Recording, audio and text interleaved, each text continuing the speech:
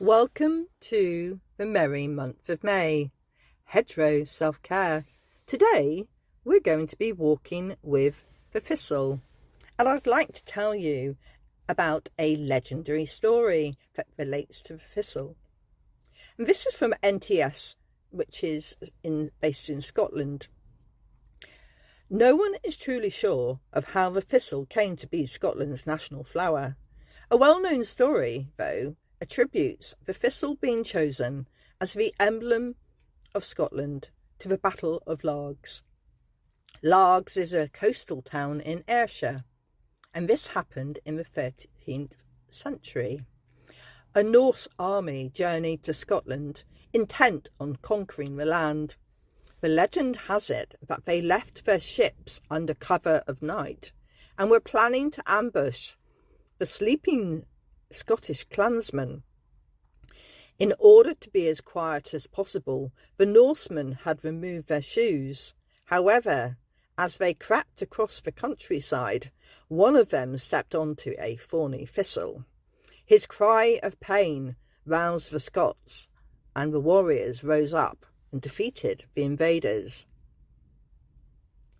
Historically, silver coins in Scotland and later Britain have long featured a thistle, and the first coins were issued as early as 1474 by King James III.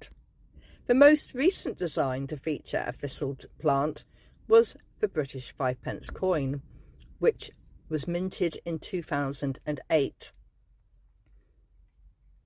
In 1687, King James VII and II founded the Order of the Thistle. Its heraldic emblem was, of course, the thistle.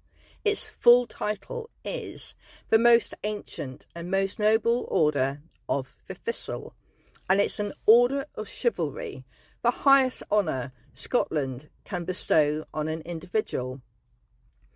The motto of the order, Nemo me impune lacessit, no one provokes me with impunity, pairs well with the prickly thistle, which cannot be picked without difficulty. So I would like you to think about the things that might trigger you, that you could change your perception of and think of a different way. Because one of the things that I've learned when I've been coaching people is that we can change the way that we respond. And we cannot always change the way that other people behave. We can ask them not to do things, but that doesn't always work. So maybe think about, like the thistle, which might prickle you or cause you pain, how can you react to that? So I suppose if you're thinking about the tale of a Norseman, they shouldn't have taken their shoes off. They could have prevented the thistle from hurting them if they'd kept their shoes on.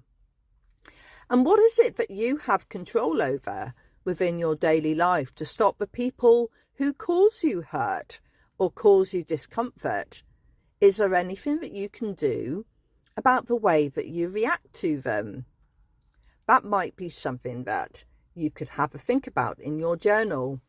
I was trying to think about some examples of things, and sometimes the things that cause us hurt might be seen by others as being quite minor aspects. It's like the concept of when somebody's making a joke and they're the only person laughing. So is it a joke?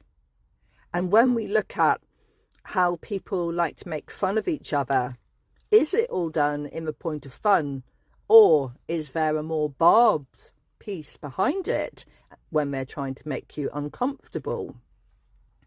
There is a book called The Artist's Way by, I can't remember her first name, but her surname's Cameron, Julia Cameron, sorry, I knew it started with a J, but I nearly called her Joanna, so I apologise. And she gets you to think about some of those early hurts that we still carry with ourselves. So those thorns that we still carry in our skin, and how we can let go of them, and what is the process, and she uses a couple of different methods, even writing a letter, drawing pictures, or you might use other methods to let go of the barbs that are within you. There's also a lady called Helen Mantell, and Helen does a lot of work with people around letting go of things that have happened to them through a different series of workshops that you might want to go and look her up. She is on Eventbrite and she does have a website, so do look up Helen. If you feel that you have things that maybe you can't let go of on your own. So there's two people there for you to think about in your Hedgerow self-care, working with the sharpness of the thistle. Julia Cameron, The Artist's Way, and Helen Mantell. And she also has the Intuition Alchemy, which is on Facebook. So she offers a lot of free advice and information to get you thinking. And hopefully that's something that you've been able to do within the Hedgerow self-care, is maybe make a note and consider how you think and how you react. And what can you learn from the Cornish hedgerows? Thank you for walking with me today in the merry month of May, Hedgerow self-care, and take a moment to find the thistle and think about how it can help you to let go of the hurts of the past. And I look forward to walking again with you tomorrow.